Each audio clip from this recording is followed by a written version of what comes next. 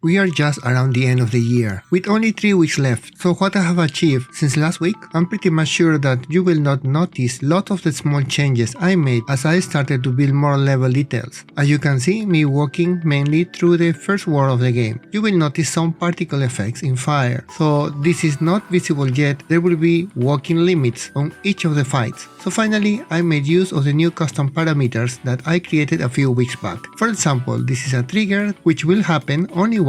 When it's activated, a new enemy will be created. In this case, it's this guy, and the ID and level is defined in these variables. The limits for each fight will be defined through colliding areas that are activated at the time of enemy creation, and after all enemies are vanquished, the limit borders will be deactivated, and the player will be able to continue walking forward. I need to put some limits in each fight, otherwise you can jump over and bypass the enemy, which can be an option, but I want every enemy to be defeated, and each one will give some reward, which I'm not showing up yet. Let me show you more about the level design after the intro. Welcome back. If you're new to the channel, I make games, and you can download many of my games from the link in the description below. During the week I started adding more details to the walls. Even though there is only one texture for the wall, it doesn't look the same because there are small details added on top. The floor now shows some kind of stones, which is the same as the walls, but different color and skew, giving the impression of stone floor. As you can see, added a few more sprites here and there. I started working on the main entrance to the temple, a very long one, and then created this entrance. Still there is much more to do to add the first wall and details to the temple. Besides that, finally work a little bit more on the time rewind mechanic, and time rewind also affects animated textures, so I can see, for example, small animated particles moving back or forward in time, same as clouds. Next, with my target is to enable some kind of dialogue system, so you can get more information about the story of the game and scenes as you progress through it. The basic is set with the custom parameters, but how it will be displayed is another module I need to work. One that is ready, the combat system needs to be revamped to make it more dynamic, and after that, content and more content. Every little detail takes time to make. I also started to play a little bit with light and shadows to give a distinctive look to the scene. Just plain sprites will not do justice to the backgrounds, so lights and shadows are very important, even for this kind of game. What do you think?